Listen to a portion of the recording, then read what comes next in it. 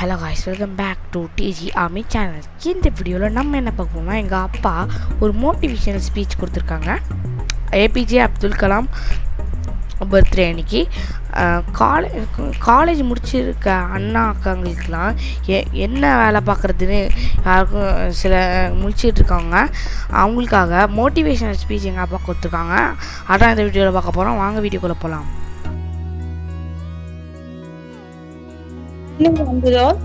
Here, this is Nilani. I'm doing my second year MBA in CARE School Business School, and I am the Yuva chairperson of my college, representing here to introduce about the speaker, Mr. Anand sir. He is the managing director of Modeland Engineering Private Limited, a wholly owned subsidiary of a global and rapidly growing Swedish engineering software company, dedicated towards system stabilization, solution and expert service based on open standards. Anand receiving his BTech Aeronautical Engineering from Madras Institute of Technology, Chennai in 2000. Throughout his career, Anand has been author and co-author of more than 10 academic publications.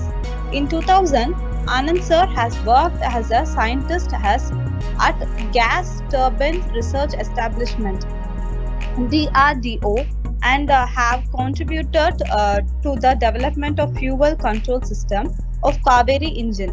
From 2004 to 2006, he has worked in various capacities in Honeywell Technology Solutions Limited and Mercedes-Benz Research and Development India. He specializes in mathematical modeling and stimulation of various automotive and aerospace systems.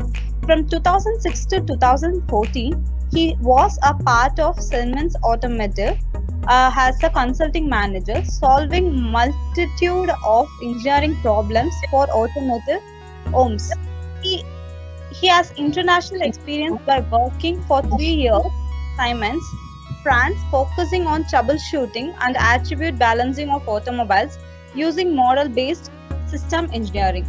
In 2015, he dedicated his professional career to vision of empowering Indian industries with the benefits of open standard system modeling and stimulation.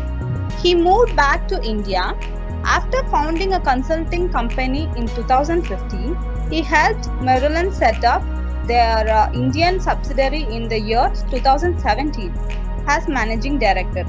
Anand sir is the prime representative of Maryland in India and oversees its Indian operations and strategies. Today, Modeland is recognized as a global thought leader in industrial system, simulation, solution, and business transformation. Here, our guest will speak about this.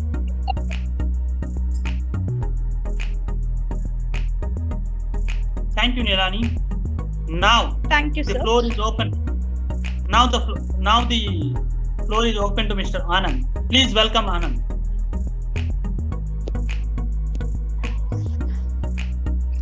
Good evening, Anand, everyone. I hope everyone hears me. And thanks for the introduction, Nilani, and thanks for this opportunity, Ketan, Kishore, and Pradeep. So,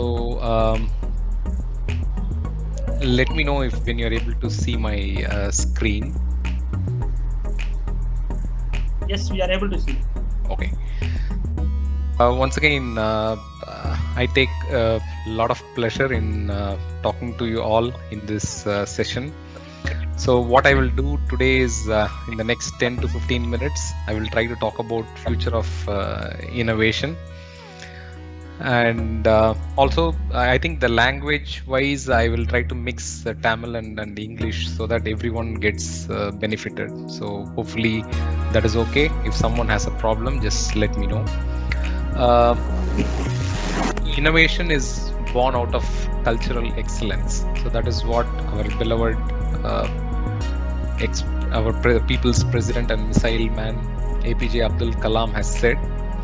And for me personally, I would like to call him as my senior because he also graduated as an aeronautical engineer from MIT, and I would say luckily I also graduated from the same college. So I really take a lot of pride in being from the same fold. And even the career wise, I started my career as a scientist in DRDO. So I came in a different route, but still I take lots of pride, and as well as at the same time I feel really humble that I have been given such an opportunity. So innovation is born out of cultural excellence. So Abdul Kalam என்ன சொல்றாரு அப்படின்னா cultural excellence. கல்ச்சருங்கிறது என்ன அப்படின்னா ஒரு period of time as a society, as a state or as a country நம்மளோட mind set எப்படி மாறுது, நம்மளோட பழக்க வழக்கங்கள்லாம் எப்படி மாறுது அப்படிங்கிறதுல இருந்து தான் வந்து இன்னோவேஷன்ங்கிறது வருது. ஸோ அப்படி பார்க்கும்போது இப்போ நம்ம இருக்கக்கூடிய இந்த 2020, ஈவன் தோ நம்ம 2020ங்கிறத எல்லாரும் வேற வேற மாதிரி சொன்னாலும், நம்ம ஒரு 40 இயர்ஸ்க்கு முன்னாடி 1980ல எப்படி இருந்தது எல்லாரோட மனநிலை, இப்போ எப்படி இருக்குது அப்படின்னு பார்த்தோம்னா வந்து உண்மையிலே வந்து இன்னோவேஷன் இல்லாட்டி இந்த மாதிரி எக்ஸ்பெரிமெண்டேஷன் இல்லாட்டி ஒரு காலேஜ் முடிக்கிற பையன் வந்து நான் வேலைக்கு போகல, எனக்கு ஒரு ஐடியா இருக்கு, அதில் நான் ஒர்க் பண்ண போறேன் அப்படின்னு சொன்னா 1980ல அவனுக்கு எவ்வளோ ஒரு ரெசிஸ்டன்ஸ் இருந்ததோ அதை விட இப்போ ரொம்ப கம்மியாக தான் இருக்கு. ஸோ அதனால என்ன நம்ம சொல்லலாம் அப்படின்னா கல்ச்சுரலாக நம்ம கண்டிப்பாக மாறிக்கிட்டே வரோம். அது கண்டிப்பாக எல்லா கண்ட்ரீஸ், இப்போ நம்மளை விட வெஸ்டர்ன் கண்ட்ரீஸ் இன்னும் கொஞ்சம் ஃபாஸ்டராக எவால்வ் ஆயிடுச்சு, பட் நம்மளும் எவால்வ் ஆகிட்டே இருக்கோம்.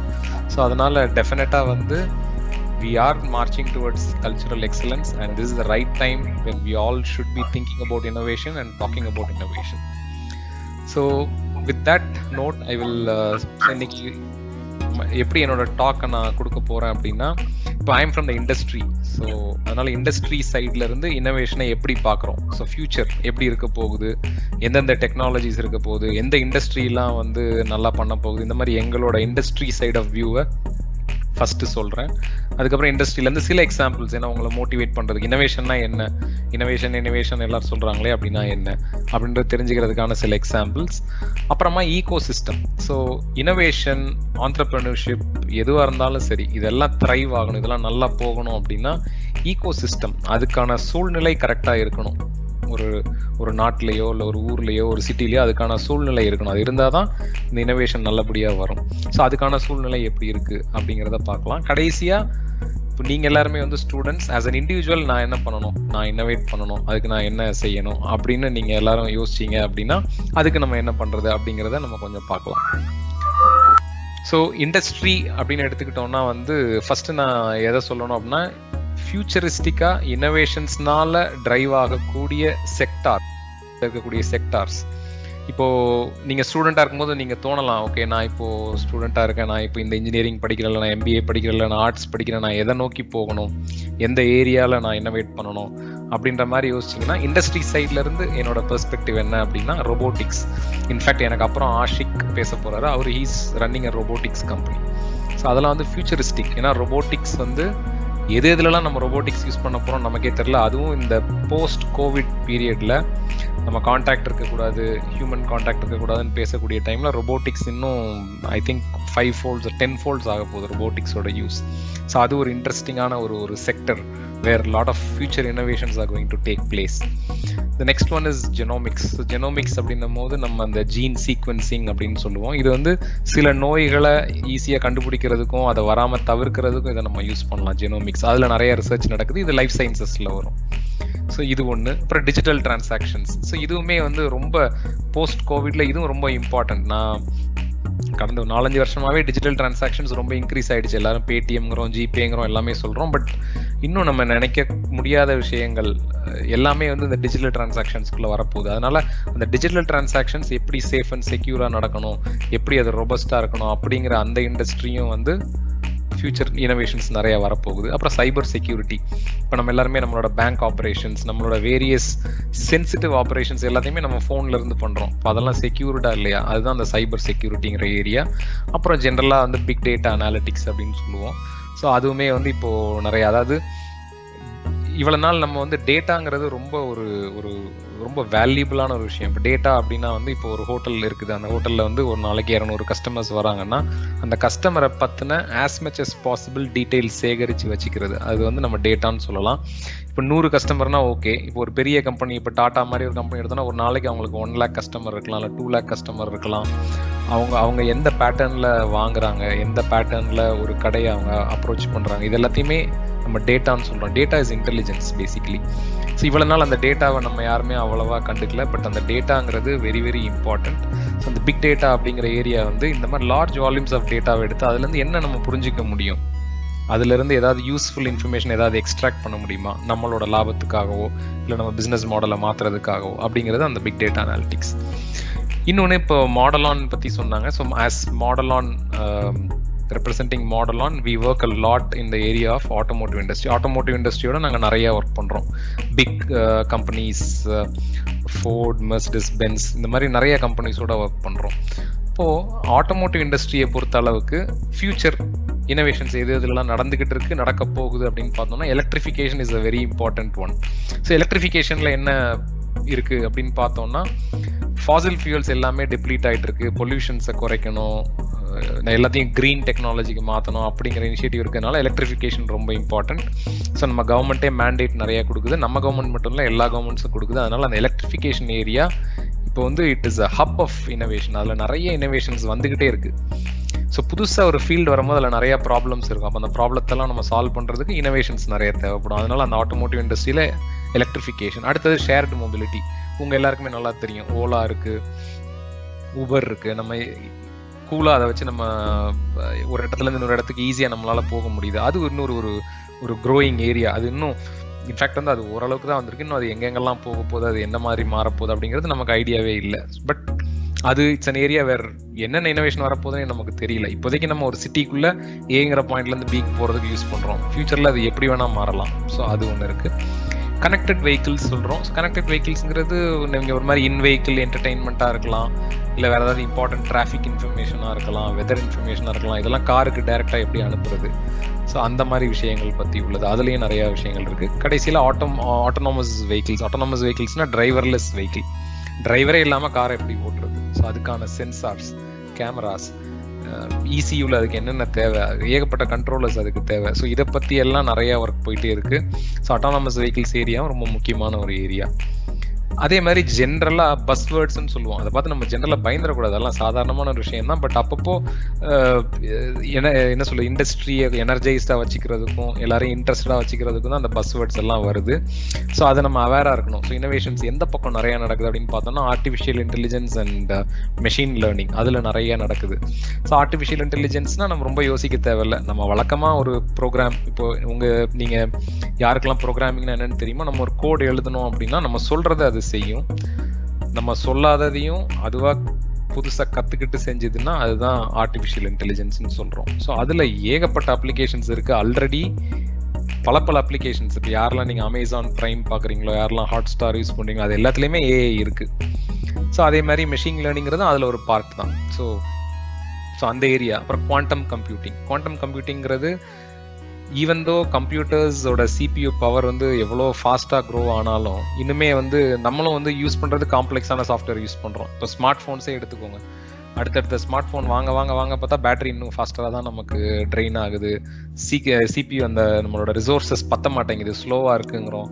ஸோ இந்த குவாண்டம் கம்ப்யூட்டிங்கிறது இந்த கம்ப்யூட்டிங்கை கம்ப்ளீட்டாக ரெவல்யூஷனைஸ் பண்ணிடும். ஒரு சின்ன ஒரு காம்பனண்ட்டால் பயங்கரமான computing power, multiple folds, exponential technology. இதெல்லாம் அதாவது 1லேருந்து 2க்கு போகிற மாதிரி இல்லை, 1லேருந்து 20க்கு இல்லை 1லேருந்து 200க்கு நம்ம ஜம்ப் ஆகிற மாதிரி ஒரு ஸ்பீடப் அது கொடுக்க போகுது. அதே மாதிரி ஐஓடிங்கிறது வந்து இன்டர்நெட் ஓவர் டெக்னாலஜி. அது வந்து என்ன ஒரு கான்செப்ட் அப்படின்னா, இப்போ நம்ம அந்த கனெக்டட் வெஹிக்கிள்ஸ் பற்றி பேசணும், அதெல்லாம் வந்து ஐஓடி பேஸ்டாக இருக்கும். ஒரு ஃபுல் இன்ஜினியரிங் இண்டஸ்ட்ரியை இந்த ஐஓடி நம்ம இம்ப்ளிமெண்ட் பண்ணிட்டோம் அப்படின்னா, இன்டர்நெட் ஆஃப் திங்ஸ் பண்ணிட்டோம் அப்படின்னா, ஒரு மெஷின் என்ன ஹெல்த்தில் இருக்குது, அது எப்படி ஓடிட்டுருக்கு, இல்லை அதுக்கு மெயின்டெனன்ஸ் தேவையா அப்படிங்கிற எல்லா இன்ஃபர்மேஷனும் ஒரு க்ளவுடுக்கு அப்லோட் ஆகி அங்கே நம்ம ஃபேக்ட்ரி எங்கே வேணா இருக்கலாம், நம்ம ஒரு சிட்டியில் ஒரு ஆஃபீஸில் உட்காந்துக்கிட்டு நம்ம அதை க்ளீனாக நம்மளால் மானிட்டர் பண்ண முடியும் என்ன நடக்குதுன்னு சொல்லி. அடுத்தது ஏஆர்/விஆர், அது உங்கள் எல்லாருக்குமே தெரியும். Augmented reality, virtual reality. So அதுக்கு பல அப்ளிகேஷன்ஸ் இருக்குது, நம்ம நிறைய விஷயங்கள் பண்ணலாம். அப்புறம் data analytics, block chain, cloud computing, இந்த மாதிரி நிறைய விஷயங்கள் இருக்குது. இண்டஸ்ட்ரி எக்ஸாம்பிள்ஸ் உங்களுக்கு இன்ட்ரெஸ்டிங் ஏதாவது சொல்லணும் அப்படின்னா, sweat powered smart watch. So யூகேல வந்து ஒரு ஸ்மார்ட் வாட்ச் ஒன்று கண்டுபிடிச்சிருக்காங்க. அது வந்து நம்மளோட ஸ்வெட்டை எடுத்து, அது ஒரு சால்ட் வாட்டர் தானே, ஸோ அது அந்த சொல்யூஷன் எடுத்து அதுலேருந்து அதை பவர் ஜென்ரேட் பண்ணுற மாதிரி ஒன்று பண்ணியிருக்காங்க. Interesting thing. Heart monitoring T-shirt. அந்த டிஷர்ட் நம்ம வேர் பண்ணோம்னா அதில் சில சென்சார்ஸ் இருக்குது, அது வந்து எவ்வளோன்னு மெஷர் பண்ணி அது ஆட்டோமேட்டிக்காக க்ளவுடுக்கு வேறு அனுப்பிடுது அந்த டேட்டாவை.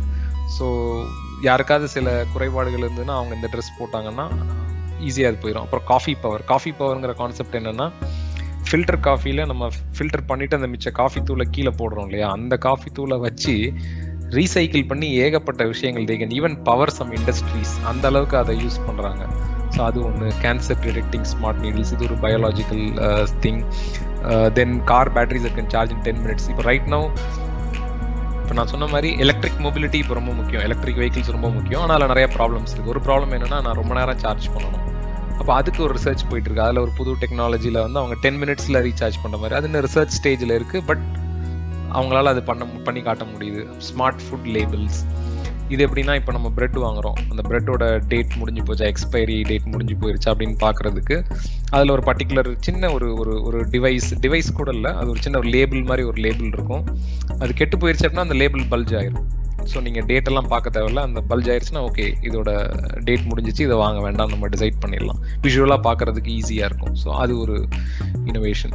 இப்போ ஈகோ சிஸ்டம் பற்றி பேசலாம். ஸோ ஈகோ சிஸ்டம் நான் சொன்ன மாதிரி சூழ்நிலை, இந்த இனோவேஷன், ஆண்டர்பிரினர்ஷிப் இதெல்லாம் ஏற்படுத்துறதுக்கு, இல்லை இதெல்லாம் நல்லபடியாக கொண்டு போகிறதுக்கு ஒரு சிட்டிலேயோ ஒரு ஊர்லேயோ ஒரு ஸ்டேட்லேயோ இல்லை ஒரு கண்ட்ரிலேயோ we need a good infrastructure. அதுக்கு தேவையான ஈகோ சிஸ்டம் இருக்கணும்.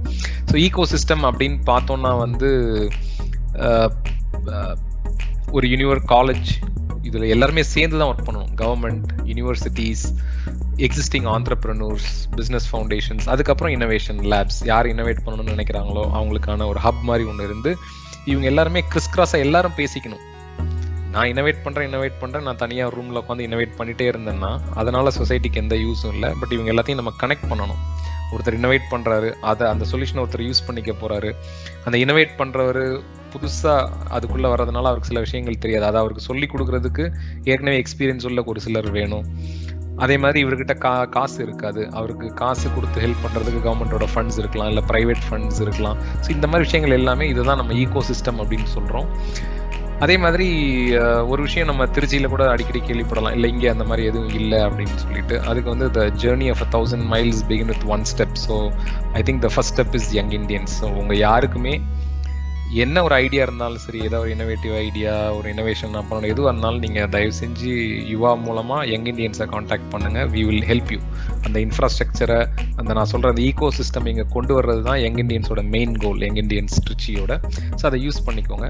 ஸோ நான் சொன்ன மாதிரி funding is an important thing. So அதே மாதிரி கவர்மெண்ட் பாலிசிஸும் இதை என்கரேஜ் பண்ணணும். கவர்மெண்ட் பாலிசிஸ் ஏகப்பட்டது இருக்குது. ஸோ ஸ்டார்ட் அப் இந்தியான்னு ஒன்று இருக்குது, ரொம்ப வைப்ரண்ட்டான, அதுவும் தமிழ்நாடு கவர்மெண்ட்டாக இருக்கட்டும், இல்லை நம்ம சென்ட்ரல் கவர்மெண்ட்டாக இருக்கட்டும், ரொம்ப என்கரேஜ் பண்ணுறாங்க இப்போல்லாம் அந்த ஸ்டார்ட் அப் கல்ச்சரை. So India is a very vibrant start up culture. Especially ஒரு சில பாக்கெட்ஸ் இருக்குது, பெங்களூர், புனே, அங்கெல்லாம் ரொம்ப வைப்ரண்ட்டாக இருக்குது. சென்னையிலையும் வைப்ரண்ட்டாக இருக்குது. நம்மளை மாதிரி ஊர்களில் இப்போ தான் வந்துக்கிட்டு இருக்கு, அது கொஞ்சம் கொஞ்சமாக வந்துகிட்டு இருக்கு. ஸோ மெயினாக இந்த ஸ்டார்ட் அப்பில் வந்து என்ன பெரிய விஷயம் அப்படின்னு கேட்டிங்கன்னா வந்து it has democratised innovation. So democratise innovation அப்படின்னா, ஒரு 30 yearsக்கு முன்னாடி இனோவேஷன் அப்படின்னா பெல் லேப்ஸ், இனோவேஷன் அப்படின்னா GE ரிசர்ச், இந்த மாதிரி பெரிய பெரிய கம்பெனிஸ்லேயே எல்லாரும் கிடையாது, அதில் ஒரு சின்ன குரூப் இருக்கும், ஒரு R&D குரூப் மாதிரி ஒரு குரூப், அவங்க மட்டும்தான் இனோவேட் பண்ணுவாங்க. அதுக்கு அவங்க யூஸ் பண்ணுற எக்யூப்மெண்ட்ஸ் எல்லாம் ரொம்ப எக்ஸ்பென்சிவாக இருக்கும். ஸோ அந்த மாதிரி ஒரு இடத்துல இருந்து அதை இழுத்து நம்ம என்ன பண்ணிட்டோம், டெமோக்ரட்டைஸ்னா காமன் பீப்புள். இப்போ வந்து எனக்கு ஒரு ஐடியா இருக்குன்னா நான் கூட ஸ்டார்ட் அப் கல்ச்சரில் போய் ஒர்க் பண்ணலாம். ஸோ அதை ஸ்டார்ட் அப்ஸ் அப்படிங்கிறது இந்த இனோவேஷனை வந்து டெமோக்ரட்டைஸ் பண்ணி எல்லா லெவலுக்கும் அது கொண்டு வந்துருச்சு. ஸோ அதுதான் ஸ்டார்ட் அப்ஸோட ஒரு கிரேட்டஸ்ட் அச்சீவ்மெண்ட்னு சொல்லலாம். ஸோ அதே மாதிரி ஸ்டார்ட் அப்ஸில் மெயினான திங் வந்து அதான் collaboration basically. So the ecosystem will make sure you collaborate with the right people so that you the chances of you failing is very less. நம்ம தோத்து போறதுக்கான சான்சஸை நல்லா குறைச்சிரும் இந்த நல்ல ecosystem. Then நான் இப்போ இண்டிவிஜுவல்ஸ்க்கு மூவ் பண்ணுறேன். ஸோ இண்டிவிஜுவல்ஸ்க்கு மூவ் பண்ணும்போது இன்னோவேஷன் அப்படின்னா ஏதோ பெரிய விஷயம், அது ஒரு செயற்கரிய ஒரு விஷயம், அதை யாராலையும் நம்மளால் பண்ணவே முடியாது, அது ரொம்ப கஷ்டம் அப்படின்ற மாதிரி தான் எல்லாருக்குமே தோணும். ஸோ பேசிக்கலாக அதை சுற்றி நிறைய மித்ஸ் நிறைய இருக்குது. அந்த மித்ஸ் எல்லாம் உடைக்கணும் first. So innovation is random. So ஒரு சிலர் என்ன சொல்லுவாங்கன்னா, அப்படியே திடீர்னு ஒரு ஐடியா வந்தது, அதுதான் இனோவேஷன் அப்படின்ற மாதிரி சொல்லுவாங்க. ஆக்சுவலாக அப்படிலாம் ஒன்றுமே கிடையாது. இனோவேஷனுங்கிறது ஆக்சுவலாக டிசிப்ளின், ரொம்ப டிசிப்ளின்டாக வெல் மேனேஜாக நம்ம யோசித்தோம் அப்படின்னா நம்ம இன்னோவேட் பண்ணிகிட்டே இருக்கலாம். அதுக்கு நம்ம வந்து ஒரு எக்ஸாம்பிளாக வந்து பெரிய பெரிய கம்பெனிஸ் எடுத்துக்கலாம். ப்ராக்டர் அண்ட் கேம்பிள் மாதிரி கம்பெனிலாம் ஸ்ட்ரக்சர்ட் அப்ரோச் வச்சுருக்காங்க. நான் ஒரு மாதத்துக்கு 3 இன்னோவேஷன் பண்ணணும் அப்படின்னு அவங்க ஒரு ஷெட்யூல் போட்டு இன்னோவேட் பண்ணிட்டு இருக்காங்க. ஸோ அது பாசிபிள். ஸோ டிசிப்ளின் இருந்தால் போதும் இன்னோவேட் பண்ணலாம். அதே மாதிரி ஜீனியஸஸால் மட்டும்தான் இன்னோவேட் பண்ண முடியும்? கண்டிப்பாக கிடையவே கிடையாது. நமக்கு கொஞ்சம் கிரியேட்டிவிட்டி இருந்தால் போதும், நம்மளால கண்டிப்பாக ஹை இம்பேக்ட் இன்னோவேஷன்ஸ் பண்ண முடியும் தாராளமாக. அதே மாதிரி ஸோ R&D லேப்ல மட்டும்தான் அதை பண்ண முடியும் அப்படின்னு கேட்டால் அப்படிலாம் கிடையாது. நான் சொல்ற மாதிரி ஸ்டார்ட் அப்ஸ்ல இன்னோவேஷன் இருக்கு, கிராமங்கள்ல இன்னோவேஷன் இருக்கு. ஒரு ஃபார்மர் இருக்காரு, அவருக்கு ஒரு ப்ராப்ளம் இருக்கு, அதை பார்த்துக்கிட்டே இருக்காரு, இதுல இருந்து இதை வெளியே வரணும்னு சொல்லி அவர் ஒரு சொல்யூஷன் கொண்டு வராரு. ஒரு சீட் கோட்டிங் ஏதோ ஒன்று அவருக்கு கண்டுபிடிச்சு கொண்டு வராருன்னா அதுவும் இன்னோவேஷன் தான். இல்லை ஒரு ஃபார்மிங் மெத்தட், இந்த சர்க்குலர் எக்கானமியில் வந்து வெளியே எதுவுமே போகாமல் எல்லாத்தையுமே ஒரு ஃபார்முக்குள்ளே யூஸ் பண்ணி அதில் வந்து வரக்கூடிய கழிவுகளை அப்படி திருப்பி அந்த ஃபார்முக்கே கொடுத்து அதை உரமாக்கி அந்த மாதிரி சர்க்குலர் எக்கானமி பண்ணுற எத்தனையோ ஃபார்மர்ஸ் இருக்காங்க. ஸோ இன்னோவேஷனுங்கிறது வந்து அப்படியே வெளியே போய் ஒரு பெரிய லேபில் போய் அப்படியே இன்னோவேஷன்னா அப்படி தான் இருக்கும் அப்படின்லாம் ஒன்றுமே கிடையாது. இன்னோவேஷனுங்கிறது எங்கே வேணால் நடக்கலாம் பேசிக்கலாம். அதே மாதிரி சுப்பீரியர் டெக்னாலஜி இருந்தால் மட்டும் தான் இன்னோவேட் பண்ண முடியும்? கண்டிப்பாக கிடையவே கிடையாது. ஸோ டெக்னாலஜிங்கிறது கண்டிப்பாக யூஸ்ஃபுல்லாக இருக்கும். ஸோ ஃபர்ஸ்ட் வந்து அந்த ப்ராப்ளம் தான். நீங்கள் ஐடென்டிஃபை அ ப்ராப்ளம், அதை சால்வ் பண்ணணும்னு முழு முயற்சியோட நம்ம இறங்கணும்னா டெக்னாலஜியை நல்லா யூஸ் பண்ணிக்கலாம். அதுக்கு நம்ம ஒரு லீவராக யூஸ் பண்ணிக்கலாமே ஒழிஞ்சு டெக்னாலஜி தான் முக்கியம்னு கிடையாது. ஸோ அதே மாதிரி கஸ்டமர்ஸ் யாருக்கு இந்த இன்னோவேஷன் போய் சேரப்போதோ அந்த கஸ்டமரோட இன்சைட் தான் ரொம்ப முக்கியம். அவங்க சொல்றது தான் அப்படின்றது கண்டிப்பா கிடையாது. சில நேரத்துல கஸ்டமருக்கே தெரியாது.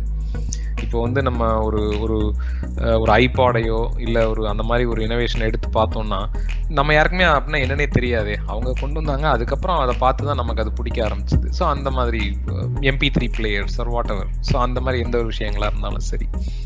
அதே மாதிரி இன்னோவேஷன்ஸ் வந்து ஆண்டர்பிரனூர்ஸால மட்டும்தான் பண்ண முடியும்? கண்டிப்பாக கிடையாது. யாரால வேணாலும் பண்ண முடியும். ஆனால் இன்னோவேட் பண்றவங்களால ஆண்டர்பிரனர் ஆக முடியும். ஸோ அதுதான் அதில் முக்கியமான ஒரு விஷயம். ஸோ இதெல்லாம் சில மித்ஸ். ஆக்சுவலாக இந்த மித்ஸ் எல்லாம் we have to break. அதை பிரேக் பண்ணாதான் நம்மளால இன்னோவேஷனுக்குள்ளே போக முடியும், இன்னோவேட் பண்ண முடியும்.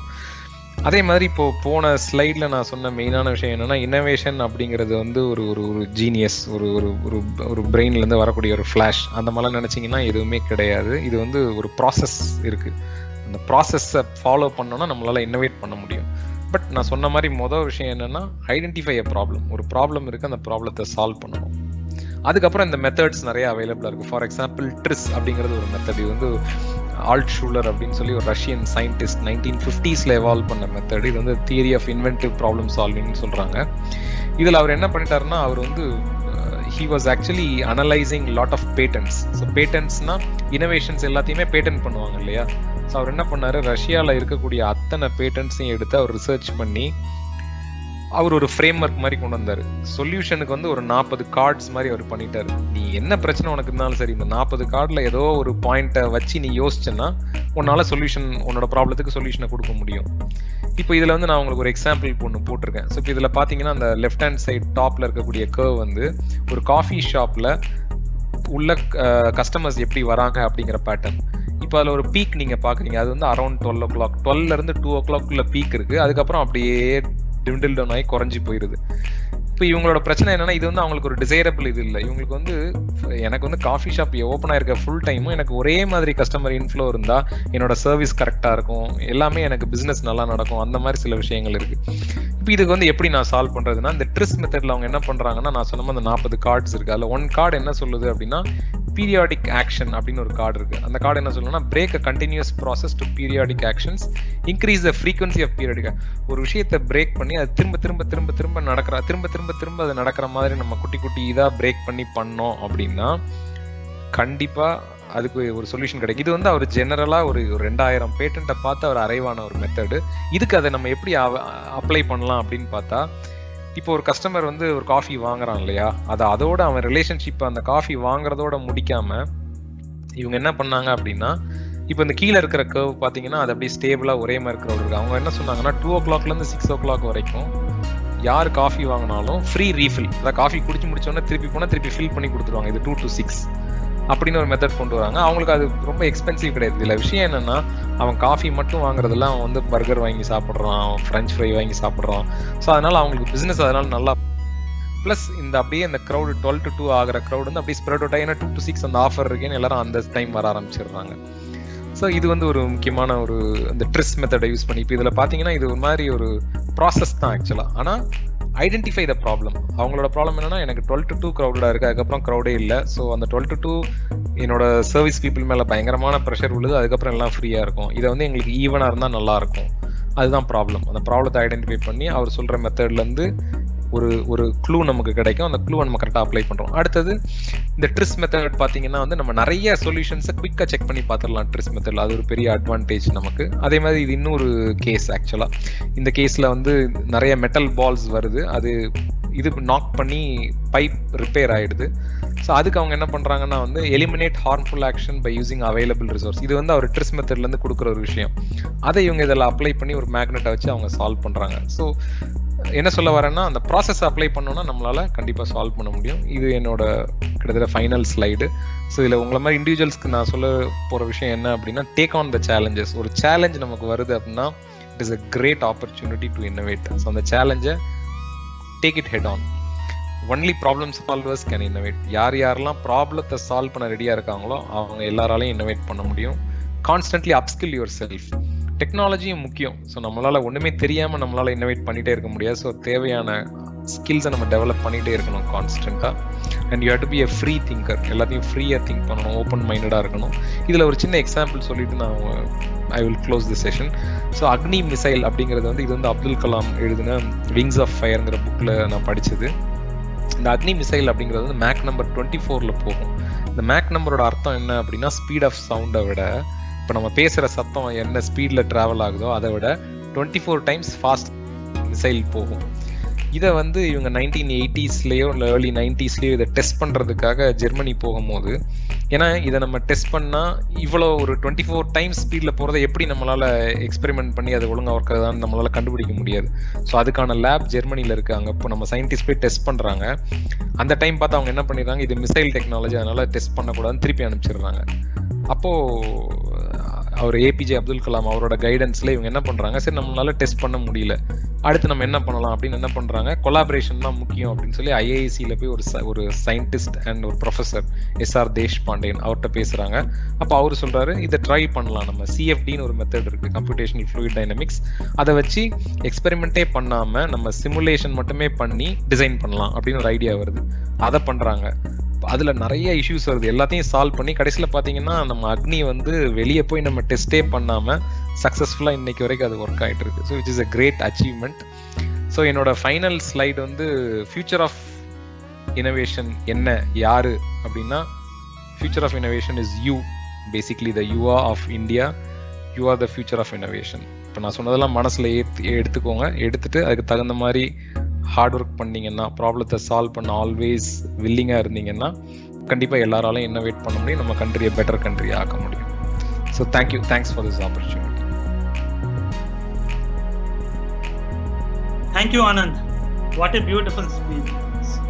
You talk about robotics, you talk about everything, almost everything you talk about.